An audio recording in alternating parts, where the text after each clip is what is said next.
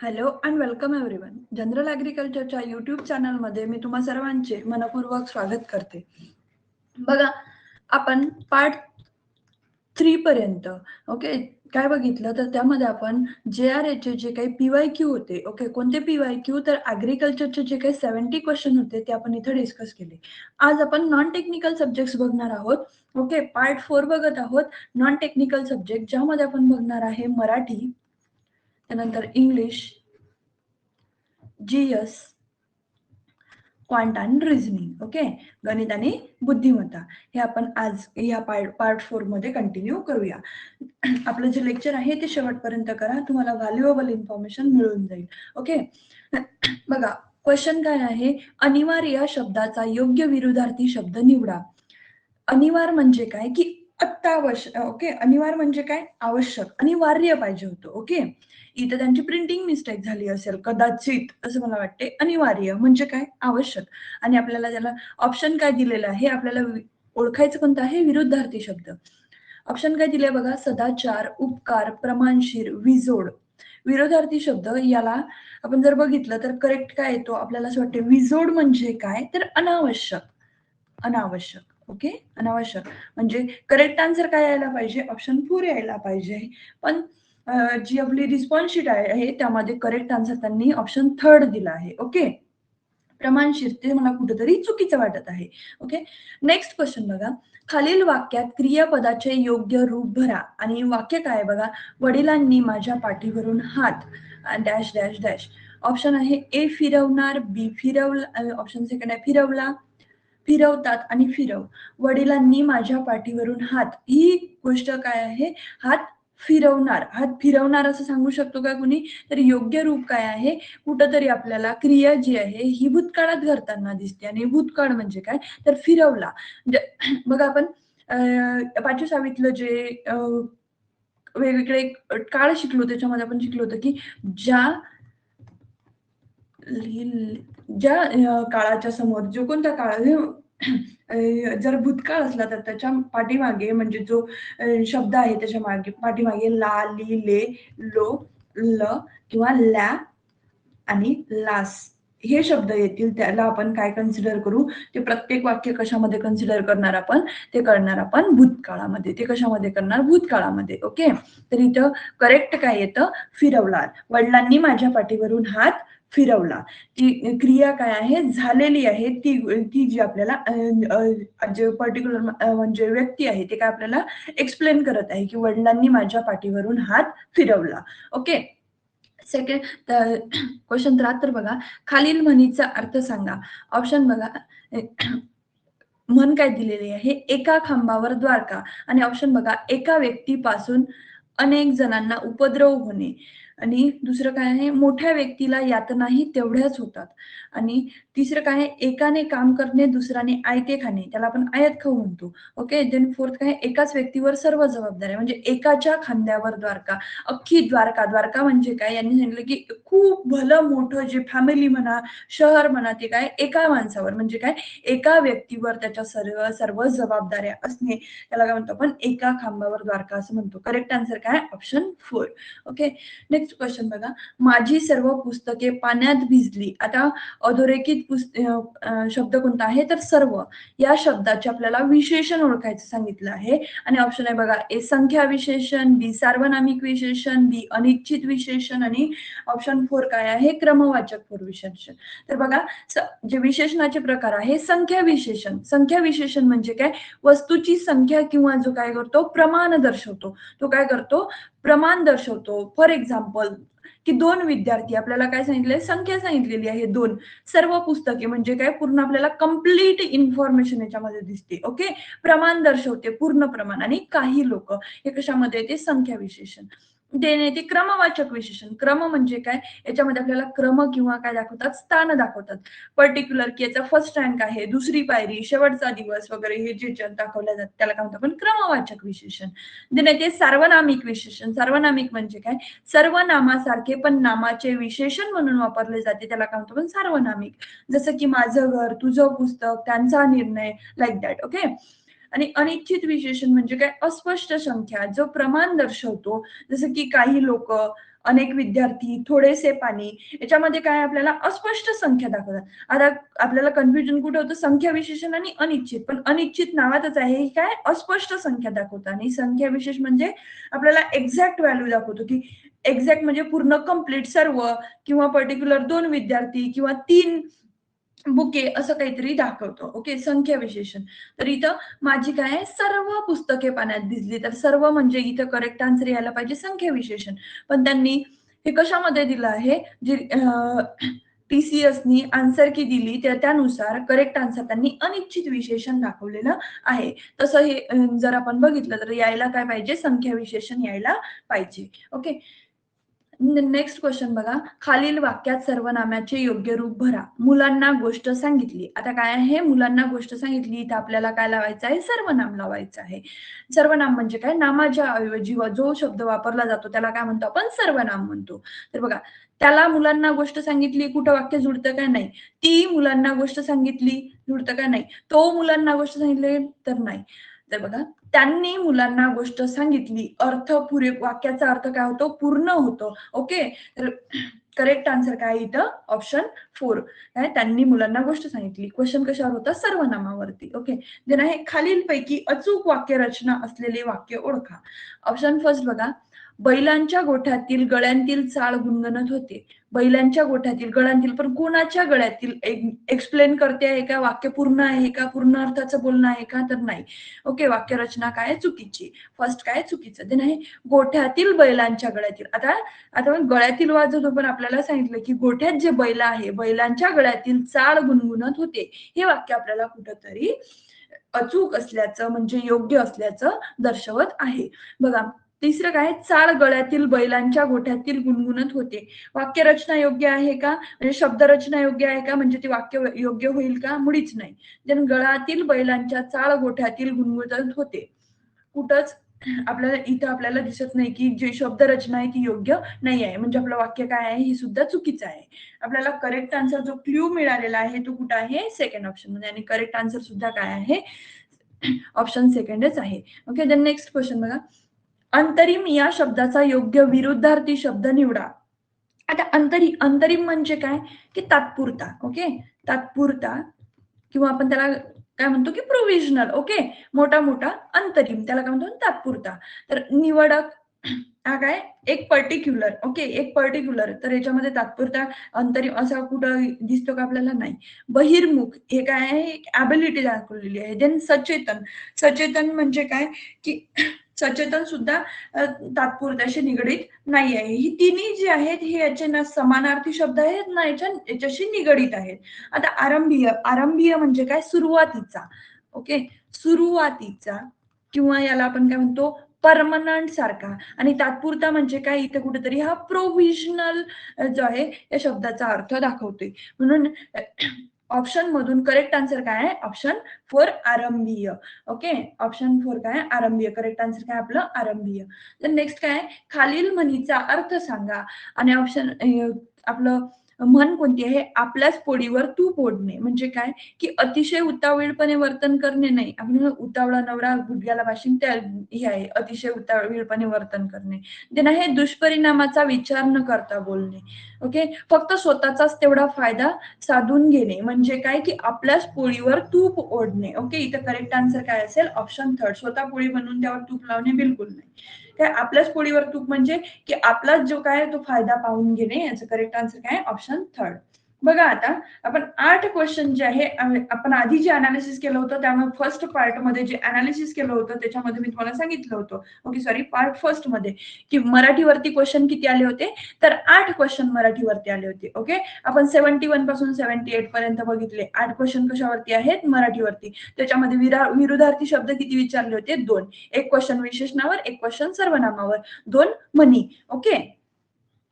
Then आहे the book. आता बघा क्वेश्चन, आता सर्वजण विचारतात की मॅम मराठीमध्ये घ्या. तर बघा, जो JRF चा पेपर झाला होता त्याच्यामध्ये जे GS चे क्वेश्चन विचारले ते सुद्धा इंग्लिशमध्ये आलेले नव्हते. ओके, तर आता क्वेश्चन कशाचे होतात, स्टार्ट होतात आपले जनरल, ओके, जीएसचे. तर क्वेश्चन काय आहे, द बुक स्त्री पुरुष तुलना was authored by which of the following author. आणि ऑप्शन बघा, ए आनंदीबाई जोशी, बी ताराबाई शिंदे, सी पंडिता रमाबाई, आणि ऑप्शन 4 काय आहे, सावित्रीबाई फुले. ओके, तर बघा, ताराबाई शिंदेनी 1882 साली पुस्तक लिहिलं होतं. ओके, त्यांचं प्रमुख कार्य कशावरती होतं, स्त्री पुरुष तुलना. आणि आपल्याला क्वेश्चन मध्ये सुद्धा तेच विचारलेलं आहे की स्त्री पुरुष तुलना हे बुक कुणी लिहिलं. तर आपलं करेक्ट आन्सर इथं काय आहे, ताराबाई शिंदे. ओके, कोणत्या ऑथरचं बुक आहे, स्त्री पुरुष तुलना, लक्षात ठेवायचं आहे 1852 साली. ओके, 82 साली, सॉरी, 1882. आणि याबद्दल आणखी म्हणजे पॉसिबिलिटी आहे ना, की आपल्याला विचारू शकतात. तर ह्या काय, आता भारतातील पहिले स्त्रीवादी लेखन जे आहे ते ताराबाईंनी केलं होतं. कशावरती, स्त्रियांवरील अन्याय, पितृसत्ताक जी व्यवस्था होती किंवा दुहेरी निकष जे आहे ते कठोर, त्याच्यावर काय केला होता, त्यांनी कठोर निषेध दाखवला होता. आणि सत्यशोधक समाज, जो सत्यशोधक समाजाची स्थापना कुणी केली होती, महात्मा फुलेंनी केली होती, त्याच्याशी ह्या संबंधित होत्या. कोण, ताराबाई शिंदे. देन आहे सावित्रीबाई फुले. आपण ऑप्शन बघितलं एक, सावित्रीबाई फुले. सावित्रीबाई फुले ह्या काय आहेत, तर पहिल्या शिक्षिका म्हणून, ओके, पहिल्या महिला शिक्षिका म्हणून त्यांनी काय केलं, मुलींसाठी शाळा सुरू केल्या. कुठं, तर सगळ्यात पहिली शाळा त्यांनी कुठं सुरू केली, पुणेला केली, 1848 आय थिंक. ओके, 1848 मध्ये पुणे येथे भिडे यांच्या वाड्यात त्यांनी काय केली, पहिली शाळा सुरू केली, जी शाळा महात्मा फुलेंनी सुरू केली. पण तिथं पहिल्या महिला शिक्षिका म्हणजे त्या पहिल्या स्टुडंट जर कोणी आपल्याला विचारलं की फर्स्ट महिला स्टुडंट कोण होती, तर महात्मा फुलेंनी जी शाळा सुरू केली त्यांच्या पत्नी सावित्रीबाई फुले ह्या काय होत्या, फर्स्ट स्टुडंट होत्या त्यांच्या. ओके, आणि ह्या काय, पहिल्या महिला शिक्षिका, ज्यांनी काय केलं, मुलींसाठी शाळा सुरू केल्या आणि स्त्री शिक्षणाची अग्रणी म्हणून आता त्यांची ओळख जी आहे ती निर्माण केली जाते. 3 जानेवारीला आपण सावित्रीबाई फुले यांचा जन्मदिवस सुद्धा साजरा करत असतो. ओके, देन आहे पंडिता रमाबाई. पंडिता रमाबाईंनी पुस्तक कोणतं लिहिलं होतं, the high caste Hindu woman.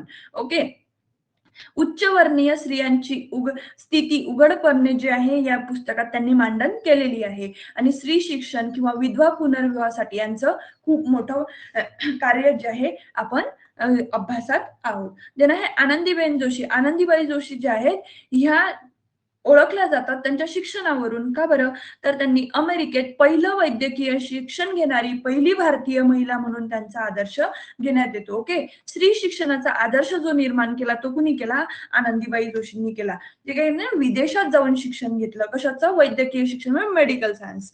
इथं करेक्ट आन्सर काय आपलं, ऑप्शन सेकंड. द नेक्स्ट बघा, who is the author of stories that bind, आणि stories that bind political economy and culture in new India publish in 2022. Okay, 2022 मध्ये जे की publish झालं ते कुणी लिहिलं आहे, तर ऑप्शन आहे बघा, एक, किरण नागरकर. किरण नागरकरनी कोणतं बुक लिहिलं आहे, कुकोल्ड, रावण, एडिबल, ह्या काय, ह्या कादंबऱ्या आहेत त्यांच्या. आणि आपल्याला the bind political economy and culture हे विचारलेलं आहे. आता विक्रम सेठनी कोणतं लिहिलं, a suitable boy. Then Shashi थरूरचे कोणते पुस्तक आहेत, तर an era of darkness, the paradoxical prime minister, ही पुस्तकं कुणाची आहेत, तर शशी थरूर यांची आहेत. माधवी मूर्ती नावाच्या ज्या ओके ऑथर आहेत त्यांनी कोणतं बुक लिहिलं आहे, तर stories that bind the political economy and culture in India publish in, जे की पब्लिश झाले आहे 2022 मध्ये. करेक्ट आन्सर काय आहे, माधवी मूर्ती, ऑप्शन 4. नेक्स्ट क्वेश्चन बघा, which of the following pairs of Indian state share the international boundaries with Bangladesh. आपल्याला विचारलेलं आहे की बांगलादेशासोबत कोणत्या देशांच्या ज्या आहेत त्या सीमा जुळलेल्या आहेत, हा क्वेश्चन आहे. आणि ऑप्शन आहे बघा, ए अरुणाचल प्रदेश, नागालँड, बी सेकंड काय, नागालँड मणिपूर, ऑप्शन थर्ड काय, अरुणाचल प्रदेश मेघालया, ऑप्शन 4 काय आहे, त्रिपुरा आणि मिझोरम.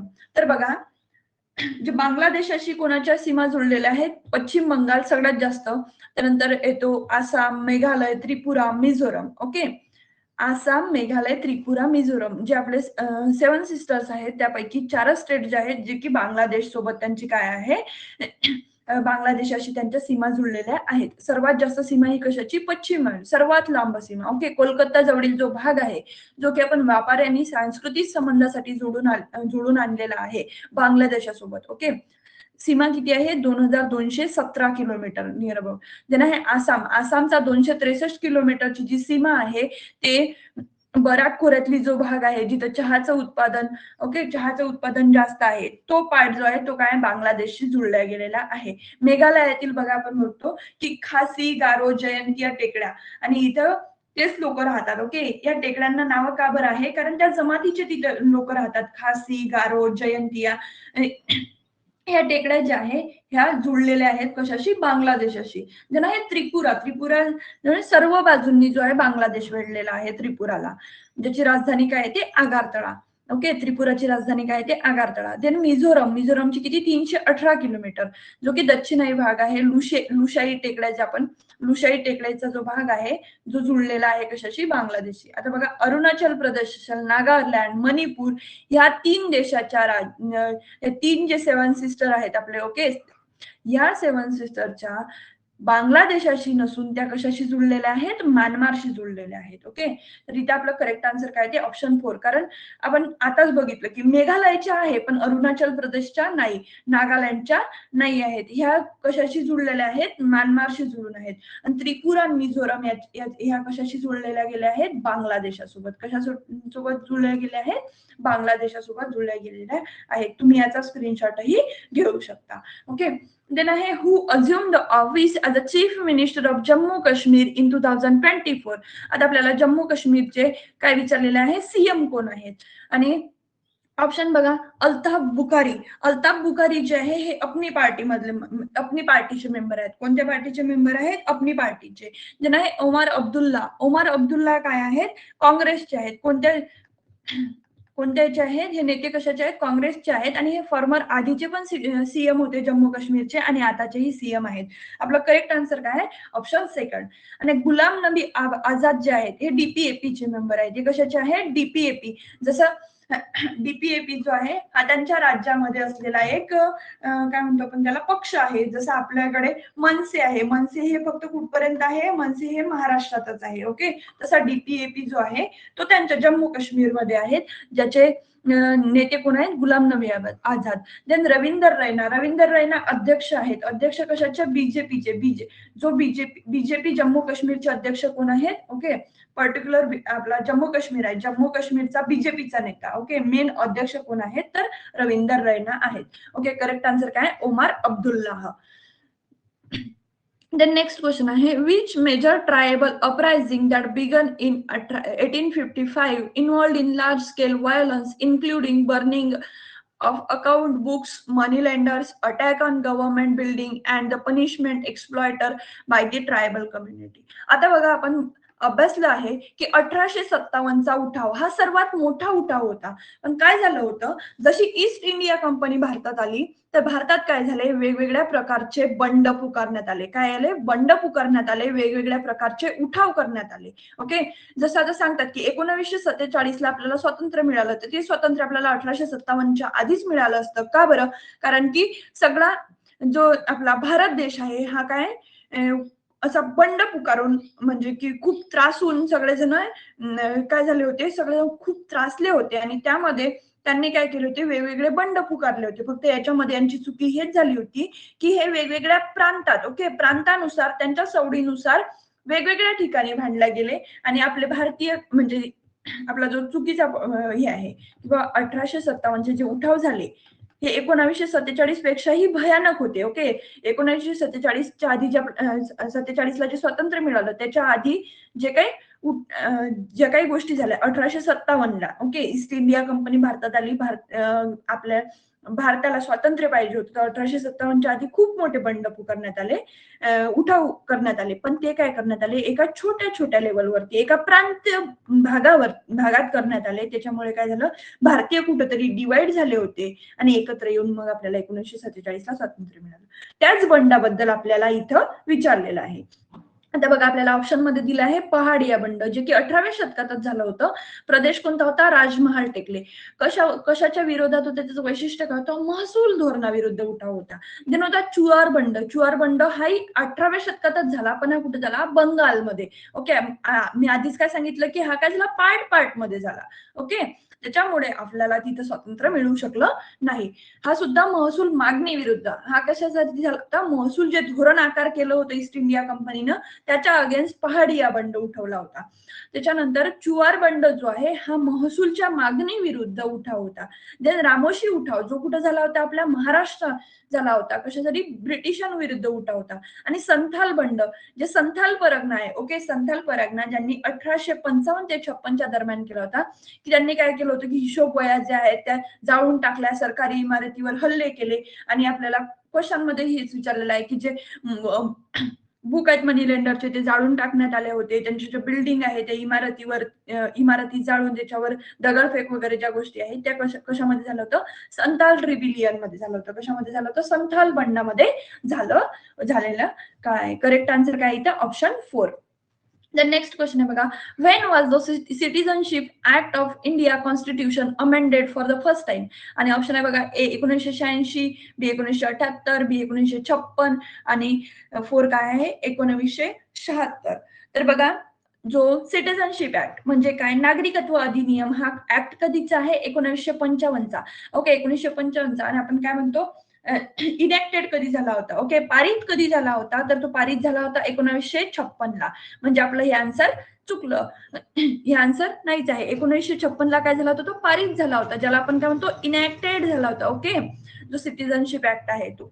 त्याच्यानंतर त्याच्या अमेंडमेंट विचारलेला आहे आपल्याला. काय विचारलं आहे की अमेंडमेंट कधी झाल्या होत्या, त्याच्यामध्ये सुधारणा कधी झाली होती? तर पहिली सुधारणा जी आहे ती कधी झाली होती? 1986 ला झाली होती. ओके, 86 नंतर 92 ला झाली, 2003 ला झाली, 2005 ला झाली, 2005 ला झाली, त्याच्यानंतर 2015 ला झाली आणि आता लास्टची कधी झाली?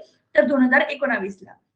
ओके, कालानुक्रमे जर तुम्हाला विचारलं तर फर्स्ट कधी झाली? 1986, 1986 नंतर 1992, 1992 नंतर 2003, 2005, सॉरी 2015 आणि 2019. ओके, तर ह्यामध्ये बदल असा काय करण्यात आला? सुधारणा अशी 1986 ला काय करण्यात आली? तर 1986च्या अगोदर जे आहे तर सिटिझनशिप ऍक्ट काय सांगत होता की जो कुणी भारतात जन्म घेईल, ओके, भारतात जन्म घेईल त्याला भारतीय नागरिकत्व मिळेल. ओके, भारतीय नागरिकत्व मिळेल. जर समजा एखादा फिरणारा आला, ओके, आणि ती वुमन जर इथं जर समजा तिची डिलिव्हरी झाली तर तिला तो पर्टिक्युलर पर्सन जो आहे तो आपण त्याला भारतीय नागरिकत्व देऊ, असं सिटिझनशिप ऍक्ट 1955च्या याच्यामध्ये नोंद होती. पण 1986 नंतर काय झालं की एक तरी पालक, ओके, त्या जे न्यूबॉर्न बेबी आहे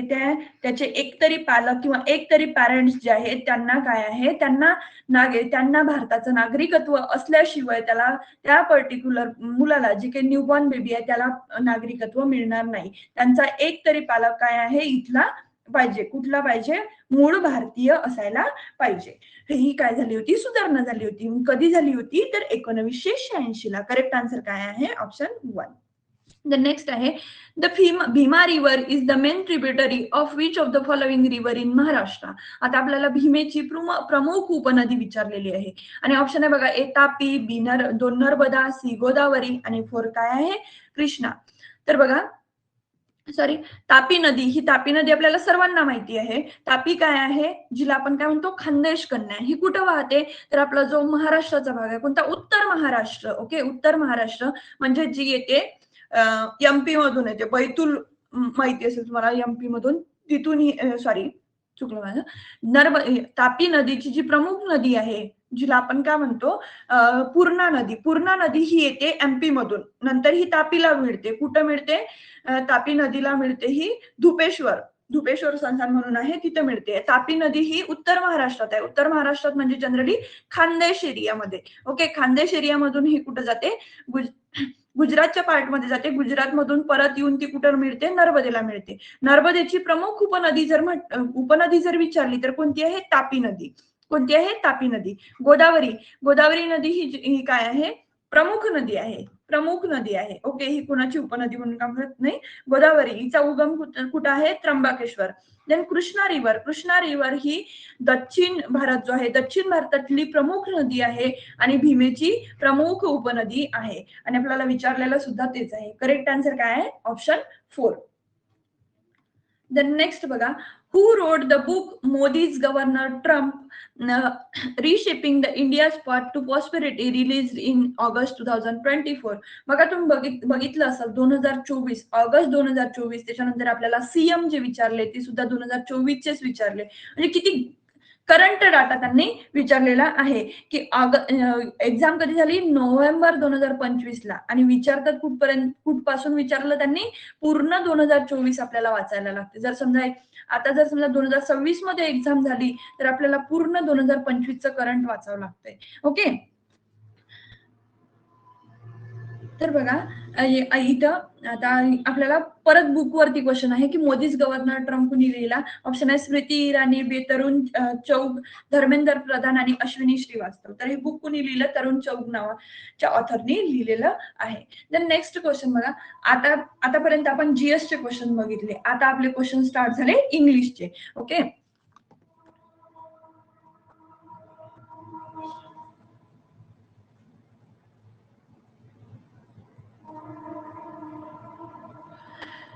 क्वेश्चन काय बघा, select the idiom that convey the same meaning as the underlying segment in the given sentence. आणि सेंटेन्स काय बघा, he was unable to give a satisfactory explanation in the firm's blank balance issue. तर आता जो याच्यामध्ये आपल्याला आयडम आणि phrases बघा या पार्ट मधून क्वेश्चन आलेला आहे आणि हे वाक्य आपल्याला काय सांगत आहे? कुठेतरी आपल्याला एक्सप्लेनेशन देत आहे. याने काय केलं, जो पर्टिक्युलर पर्सन आहे तो काय आहे, सॅटिस्फॅक्टरी एक्सप्लेनेशन देऊ शकला नाही. बँक बॅलन्सचा जो इश्यू झाला, ओके, त्याचं स्पष्टीकरण तो देऊ शकला नाही. याचे आयडम आपल्याला विचारले आहे to account for the deficit. Exactly आपल्याला काय सांगितलं की जे काही प्रॉब्लेम आला, ओके, बँकचा डेफिशिएट प्रॉब्लेम आला, त्याच्याबद्दल तो एक्सप्लेनेशन देऊ शकला नाही. देन सेकंड काय आहे? टू बॅकबाईट. बॅकबाईट म्हणजे काय? तर कुठेतरी पाठीमागे निंदा करणे. तर हा याचा आन्सर असू शकते का? बिलकुलच नाही, कारण इथे काय आहे? स्पष्टीकरण देणे. हे स्पष्टीकरण आपल्याला कुठं दिसते? ऑप्शन 1 मध्ये. म्हणजे करेक्ट आन्सर काय? फर्स्ट.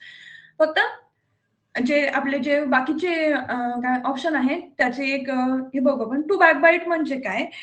तर बघा, पाठीमागे निंदा करणारा त्याला काय म्हणतो आपण? To backbite. Then to get tired of म्हणजे काय? कंटाळलेला. देन आहे टू गेट सॅक फ्रॉम, म्हणजे कुठून तरी आपण याला काढून दिलं, जसं की नोकरीवरून काढणे. तर याच्यामध्ये काय? He was enable to give satisfactory explanation. ही कशामध्ये दिसते? की to account for the deficit. Okay, correct answer काय? ऑप्शन 1. Then next question काय बघा, the sentence of a paragraph are given below in jumble order. Parajumble आहे, आपल्याला ती अरेंज करायची आहे. Arrange the sentence in the correct order to form meaningful coherent paragraph. याचा काय बनवायचा? आपल्याला पॅराग्राफ बनवायचा आहे. आणि ऑप्शन बघा, these changes could result in northern hemisphere lake losing 13 to 24 days of solid ice cover annually with lower altitude lake potentially seeing 80% decrease in ice covered days.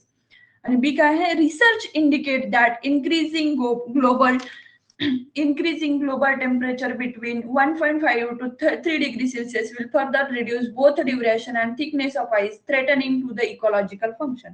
बी मध्ये आपल्याला कुठं काय काय दाखवलेलं आहे? कुठंतरी फंक्शन दाखवलं. का रिड्यूस होत आहे? म्हणजे हे काय येईल? मध्ये कुठंतरी येईल. ओके, हे काय येईल? कुठंतरी मध्ये.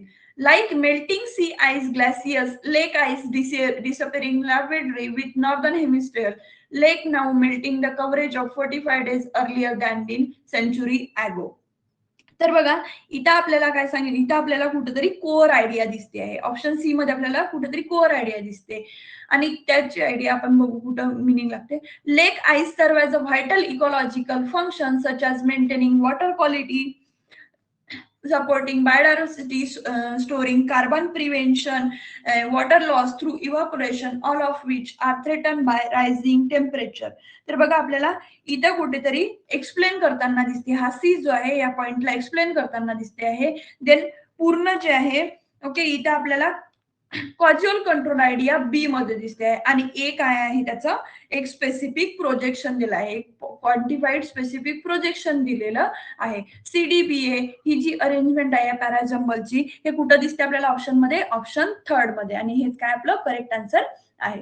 द नेक्स्ट क्वेश्चन बघा, select the most appropriate option that rectifies the grammatical error in the given sentence. आता सेंटेन्स मध्ये आपल्याला ग्रामॅटिकल एरर बघायचे. The weather have turn much colder. तर बघा वेदर आहे, वेदर आहे म्हटल्यानंतर इथं काय यायला पाहिजे, हॅज यायला पाहिजे. आणि आपण अभ्यासलो आहोत की हॅव ऍज असलं म्हणजे तिथं काय असायला पाहिजे, V3. ओके, वर्ब कोणत्या फॉर्म मध्ये पाहिजे, थर्ड फॉर्म मध्ये पाहिजे. म्हणजे टर्न आहे तर इथं काय लागायला पाहिजे, ईडी लागायला पाहिजे. तर ईडी बघा सेकंड याच्यामध्ये ING लागते म्हणजे हे असूच शकत नाही. इथं जो V1 आहे, ओके, वर्बचा पहिला फॉर्म आहे तोच घेतला आहे, म्हणजे याच्यामध्ये आपल्याला कन्फ्युजनच नको. आता राहिलं, आपण काय सांगितलं की हॅवला काय पाहिजे, हॅज पाहिजे. तर हॅज कुठं आहे, ऑप्शन फर्स्ट मध्येच आहे. करेक्ट आन्सर काय आपलं, ऑप्शन 1. देन नेक्स्ट आहे, select the most appropriate antonym म्हणजे काय विरुद्धार्थी शब्द विचारलेला आहे of the underline word in the given sentence. Option आहे बघा, हर इन्स्ट्रक्शन वेअर वाग्यू. वाग्यू यावर काय आहे, त्यांनी अंडरलाईन वर्ड आहे. Living everyone confused about the next step. Wagyu, wagyu म्हणजे काय, तर बघा व्हॅल्यू म्हणजे आपल्याला कुठेतरी अस्पष्टता दाखवते. आणि आपल्याला अँटोनिम विचारलं आहे, अनक्लिअर म्हणजे काय आहे, अस्पष्टता. आणि प्रिसाइज म्हणजे काय की नेमकेपणा, स्पष्टता. आणि आपल्याला काय विचारलं, विरुद्धार्थी शब्द. व्हॅल्यूचा विरुद्धार्थी शब्द काय येईल मग, ऑप्शन सेकंड, प्रिसाइज. अँबिग्युअस म्हणजेच काय की कुठेतरी तो गोंधळात झालेला. आणि ऑब्स्कर म्हणजे काय की लपलेला. लपलेला म्हणजे काय, तो काय आहे, अस्पष्टच आहे. म्हणून आपलं करेक्ट आन्सर काय आहे, option B, precise. The next question आहे बघा, select the most appropriate adjective to fill in the bank. आणि ऑप्शन काय आहे, Ashoka was the great king who show fearlessly fought. आता फिअरलेसली फॉट यावर त्यांनी अंडरलाईन केलं ना, मेनी बटन. फिअरलेसली म्हणजे काय की जो अशोका, जे काय ग्रेट आपले हे होऊन गेले सम्राट अशोका, ते एकदम फिअरलेसली, ओके, फिअरलेसली काय करत, वेगवेगळ्या त्यांनी युद्ध लढाया जिंकल्या. मग यासाठी आपल्याला काय विचारला, ऍडजेक्टिव्ह विचारलेला आहे फिअरलेसली साठी, की मोस्ट अप्रोप्रिएट कोण आहे. क्युरियस, क्युरियस होते म्हणून ते जिंकू शकले का, मुळीच नाही. क्युरियस म्हणजे काय, स्टडियस, अभ्यासू माणूस. देन लेझी, आळशी असणारा माणूस कधी साम्राज्य तयार करू शकतो का, मुळीच नाही. देन जेंटल, जेंटल हे जेंटल थोडंसं बरं वाटते, पण ऑप्शन 4 बघा, ब्रेव. ब्रेव म्हणजे काय की शूर, धाडसी. शूर धाडसी माणूसच काय फिअरलेसली फाईट करू शकतात. आपलं करेक्ट आन्सर काय, ऑप्शन 4. इथं ऍडजेक्टिव्ह कोणतं लागते, option 4. Okay, brave. Then next question बघा, select the option that can be used one word substitute for the given group of word. आणि ऑप्शन बघा, आपला सेंटेन्स बघा, one who capable using both hand equally well. आणि option बघा, अनार्चिस्ट. अनार्चिस्ट म्हणजे काय की जो माणूस अराजकीय आहे, शासन विरोधी आहे. आणि आपल्याला इथं काय सांगितलेलं आहे की one who capable using both hand equally, म्हणजे त्याच्या दोन्ही हाताचा वापर तो एकत्र करू शकतो. त्याला आपण शासन विरोधी किंवा अराजकीय प्रिय म्हणू शकतो का, बिलकुलच नाही. देन आहे अँबिडेक्स्ट्रस. अँबिडेक्स्ट्रस म्हणजे काय की दोन्ही हात एकत्र युज करणारा. ओके, त्याला काय म्हणतो आपण, अँबिवर्ट म्हणतो. आणि क्वेश्चन आपल्याला त्याच्यामध्ये सुद्धा तेच विचारलंय की one who capable using both hand equally, त्याला काय म्हणतो आपण, अँबिडेक्स्ट्रस. म्हणजे करेक्ट आन्सर काय, ऑप्शन सेकंड. अँबिवर्ट म्हणजे काय, त्याच्यामध्ये दोन्ही गुण आहेत, एक्स्ट्रोवर्ट आणि इंट्रोवर्ट सारखे. आणि अँफिबियन म्हणजे काय, उभयचर प्राणी. तर करेक्ट आन्सर काय, option second, ambidextrous. The next question बघा, 93, select the most appropriate article to fill the blank if no article needed. तर तुम्ही तिथं नो आर्टिकल म्हणूनही लावू शकता. की Mumbai is the Manchester of India. Manchester of इंडियाला त्यांनी काय केलं होतं, काय म्हणतो आपण त्याला, अंडरलाईन केलेलं होतं. आता Mumbai is Manchester of India. Manchester of India म्हणजे काय, आपल्याला स्पेसिफिकेशन दाखवत आहे मुंबईचं. आणि स्पेसिफिकेशन साठी आपण काय युज करतो, आर्टिकल द युज करतो. म्हणजे आपला करेक्ट आन्सर काय आहे, ऑप्शन थर्ड. देन नेक्स्ट काय आहे, based on the English alphabetical order 3 of the following 4 letter cluster pair alike in a certain way and thus forms a group. The later cluster of pair does not belong to that group. आता आपल्याला सरळ सरळ यांनी काय विचारलेलं आहे की odd cluster group विचारलेला आहे. आता JH आणि NK याची काहीतरी एक रिलेशन आहे बघा. JH, NK, त्यानंतर MK, QO, DB, HF आणि PN, TR. तर याच्यामध्ये बघा आपल्याला JH आणि NK याच्यामध्ये आपल्याला काय आहे एक रिलेशन दाखवायचं आहे. एक मिनिट.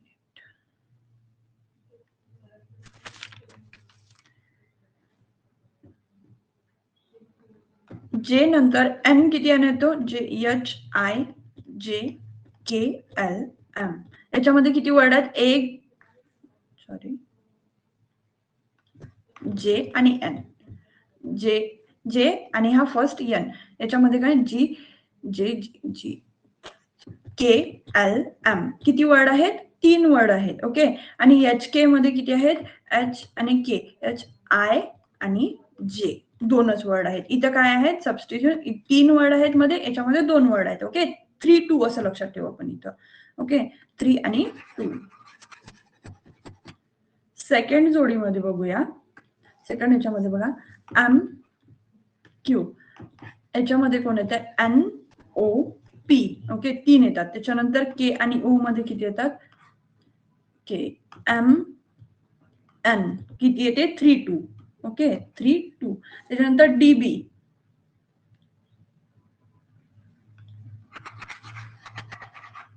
D आणि H.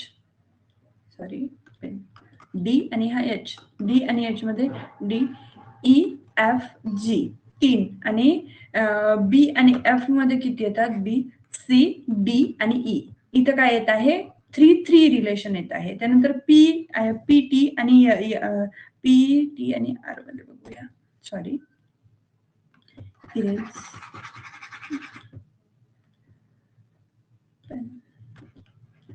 P आणि T मध्ये याच्यामध्ये किती येते? Q R आणि S. याच्यामध्ये सुद्धा किती येतात? 3. आणि N आणि R याच्यामध्ये किती येतात? N O P Q आणि R. याच्यामध्ये सुद्धा काय येते? 3 येत आहे. इथं 3, 2 येते. K M N O 2 येतोय. बरोबर आहे. M N. आणि याच्यामध्ये सेम येत आहे. बघा, यांनी कुठेतरी चुकीचं आपल्याला दिलेलं आहे बघा. आणि करेक्ट आन्सर काय दिला आहे? JHNK. K M N O. Okay. बघून घे सर एकदा. देन आहे question 95. SC is related to TF -7 in a certain way. आता SC 4 आहे. ओके. SC 4 आणि TF काय आहे? TF काय आहे? -7. -7 म्हणजे 4 -7 केव्हा येईल? जेव्हा आपण -11 करू तेव्हा काय येईल? -7. In a certain way that ON काय 14 रिलेटेड टू RQ3. आता 14तून जेव्हा 11 गेले किती राहिले? 3 राहिले. म्हणजे -11 हा एक त्यांनी फॅक्टर ठेवलेला आहे. देन आहे which of the following given option QG related 8 same logic कुठं लागते? जेव्हा 8 मधून 11 गेले तर किती राहतील? -3. करेक्ट आन्सर काय? Option 3 RJ -3. कारण याच्यामध्ये बघा, सॉरी,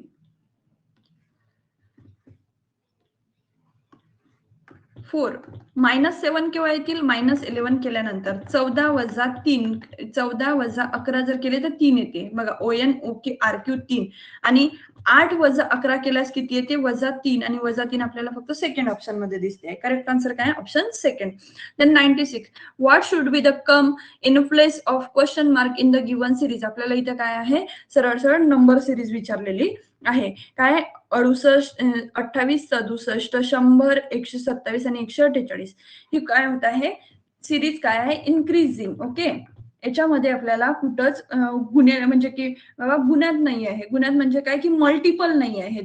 इथं काय झालेली आहे? ऍडिशन झालेली आहे. आता 28, 67, त्याच्यानंतर 100, 127 आणि 148. तर बघा, याच्यामध्ये किती आहे? 27 वाढलेले आहेत. याच्यामध्ये किती आहे? 33 इन्क्रीज झालेले आहे. याच्यामध्ये किती इन्क्रीज झाले आहे? 39. याच्यामध्ये जर आपण बघितलं तर याच्यामध्ये किती इन्क्रीज झाले आहे? 21. तर याच्यामधला डिफरन्स आपल्याला डबल डिफरन्स घ्यायचा आहे याच्यामध्ये, की इथं काय झाली आहे? ऍडिशन. आणि याच्यामध्ये काय झालंय? की 6 ने काय झालंय? कमी झालंय. ओके. डबल डिफरन्स दिसते आहे. आता 21 - 6 गेले तर 15. तर 148 जे आहे याच्यामध्ये +15 ऍड करावं लागतील, तेव्हा जे आन्सर येईल ते काय असेल? आपलं क्वेश्चन मार्क नंतर आन्सर असेल. 148 नंतर काय येते? तर बघा, 148 + 15, 8 5 13, हा चौरला 1, 163. करेक्ट आन्सर काय आहे? ऑप्शन 3. 163 कशामध्ये दिसते आपल्याला? ऑप्शन 3 मध्ये. ओके, बघा 68 28 आणि 67 मध्ये 39चा गॅप आहे. 67 आणि 100 मध्ये किती 33चा गॅप आहे. याच्यामध्ये किती 27चा गॅप आहे आणि याच्यामध्ये किती आहे 21चा गॅप आहे. म्हणजे काय होते 6-6 ना डिक्रीज होत आहेत. ओके. डबल डिफरन्सने आपल्याला पहिलं ॲडिशन नंतर सबट्रॅक्शन करून याचा आन्सर येते. करेक्ट आन्सर काय ऑप्शन 3. देन येते क्वेश्चन बघा. This question is based on the following word. लेफ्टला हे आहे बघा, राईटला आहे. आता बघा how many letters are there between the second letter of the second word from the right. आता सेकंड वर्ड कोणता आहे राईट मध्ये MAP. याच्यामधलं सेकंड लेटर कोणतं आहे तर A आहे. Okay. And the third letter of the second word. Third letter of second word from left. आता second word left कोणतं आहे फॉक्स. याच्यामधलं थर्ड लेटर कोणतं आहे ते FX. आता A आणि X विचारलेलं आहे. As per the English alphabetic from the left याच्यामध्ये विचारलेलं आपल्याला की हाऊ मेनी लेटर्स याच्यामध्ये आहेत. आता A to X काय आहे B. एक्सच्या अगोदर काय तो W. BW. तर एक्झॅक्ट किती लेटर याच्यामध्ये येतात अल्फाबेटिकल सिरीज नुसार बघितलं तर 22 येतात. B to W किती येतात 22 येतात. करेक्ट आन्सर काय आहे ऑप्शन A. देन नेक्स्ट आहे बघा. In 98 in a certain code language A plus B म्हणजे काय A is the son of B. आता बघा याच्यामध्ये आपल्याला काय करणार, आता जे आपल्याला दाखवायचे आहे बघा, नेक्स्ट जनरेशन आपण ह्या रोनी दाखवणार, सेम जनरेशनचे लोक या रोनी दाखवणार. मेल असला तर प्लसनी दाखवायचं आणि मायनस म्हणजे काय तर ती काय असेल फिमेल असेल. ओके. आणि नवरा बायको जर असले तर आपण क्रॉसनी दाखवायचं. Okay. Husband and wife relation असलं तर ती क्रॉसनी दाखवूया. ओके. आता बघा काय A plus B म्हणजे काय A is a son of B. A minus B म्हणजे काय ब्रदर. मायनस म्हणजे ब्रदर. @ म्हणजे काय वाईफ आणि पर्सेंटेज म्हणजे काय तर फादर. ओके. आता आपण बघूया की आपल्याला विचारलेलं आहे W to U रिलेशन कसं आहे. आता याला फॉर्म करावं लागेल. हे जी आपल्याला इन्फॉर्मेशन दिली आहे यानुसार W मायनस E दिलाय पहिले म्हणजे A is a brother of B म्हणजे इथं काय होईल W is a brother of E. W काय असेल ब्रदर. ओके. W काय असेल ब्रदर म्हणजे W काय आहे मेल आहे. ई W काय आहे ब्रदर आहे ईचा. आता ईचा आपल्याला जेंडर आहे ते एकदम एक्झॅक्ट कळालेलं नाही आहे. फक्त डब्ल्यूचं जेंडर कळालं तो काय आहे मेल आहे. ओके. ब्रदर आहे. तर आहे @R. आता @ म्हणजे काय A is the wife of B म्हणजे ई काय आहे वाईफ आहे R ची. आता वाईफ आहे म्हटल्यानंतर ही काय झाली फिमेल झालं. हिचं जेंडर कळालं R म्हणजे आता सॉरी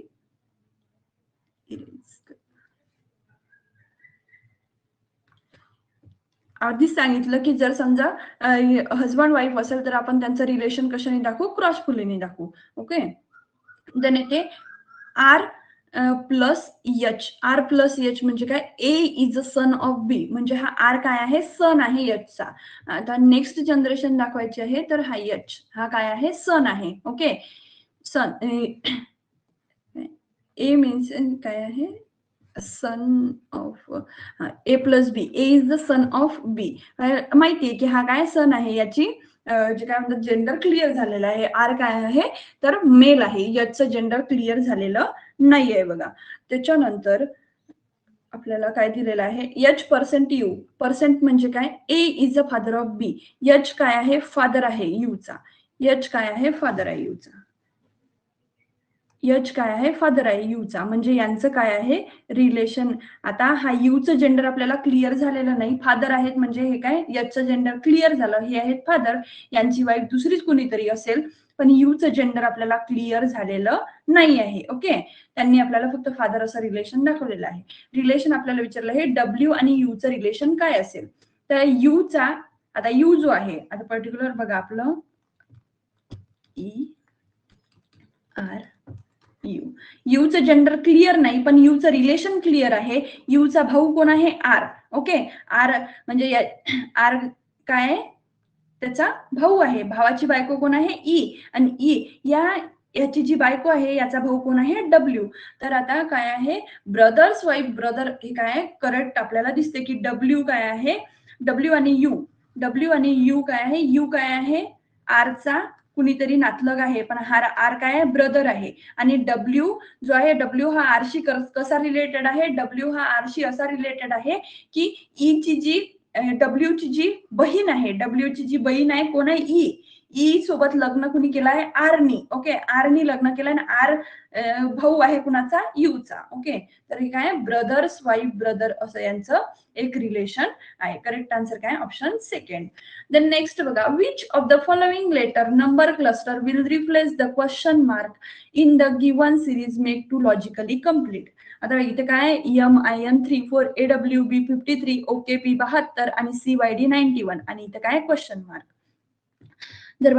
तर बघा MN ओके AB असं रिलेशन मला दिसते OPCD ओके, तर याच्यामध्ये रिलेशन कसं येईल जसं की QR बघा QR लगेच रिलेशन दिसते. O आणि R मध्ये कोण येते? Q येते. Q आणि S मध्ये सुद्धा PQRS ओके, एक याच्यामध्ये येते म्हणजे ऑप्शन फर्स्ट सुद्धा कटलं आणि ऑप्शन फोर्थ सुद्धा कटलं. तर याच्यामध्ये काय असायला पाहिजे? QR डायरेक्ट रिलेशन आहे. देन आहे 30 त्याच्यानंतर काय ते IWK आणि Y असे आहेत. तर मला असं वाटतंय की I आणि K चं रिलेशन आहे. ओके, थर्डचं रिलेशन आहे, डायरेक्ट थर्ड.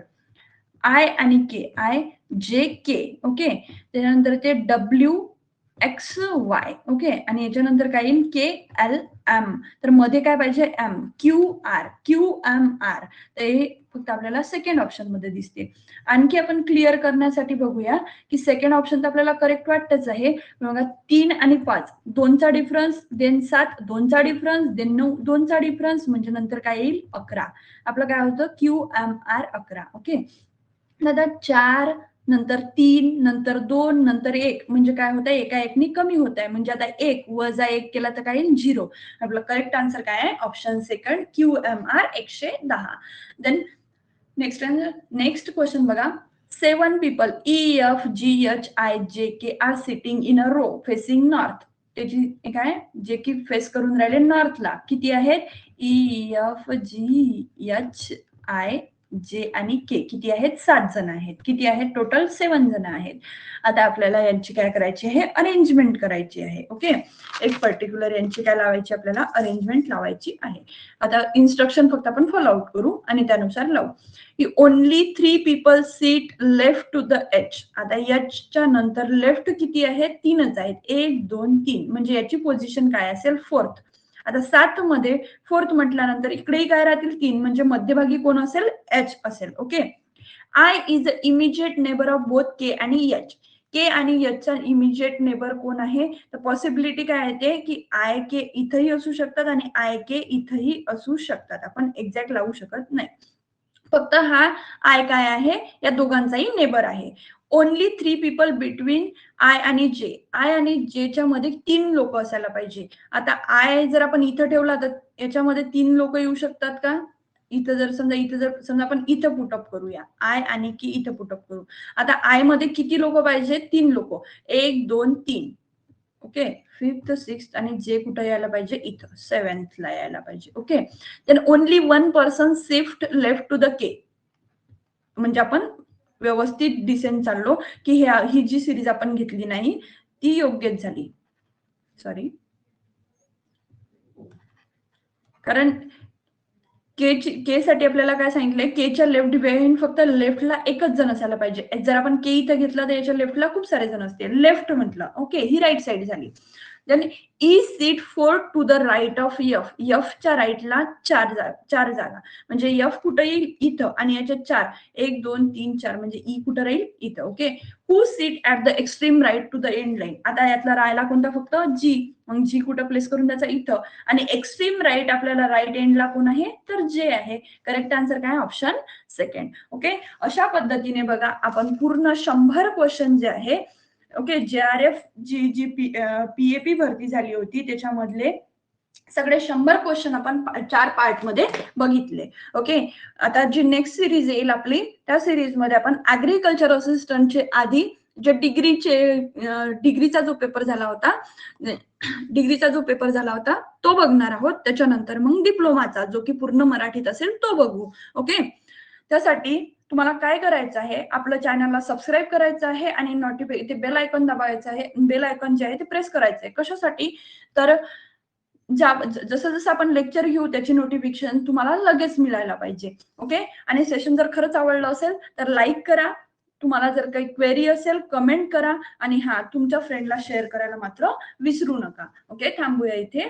थँक्यू आणि भेटूया नेक्स्ट व्हिडिओमध्ये लगेचच, ज्याच्यामध्ये आपण डिस्कस करणार आहोत ऍग्रीकल्चर असिस्टंटचा डॉक्टर पी.डी.के.व्ही. अकोलाचा पूर्ण पेपर. ओके.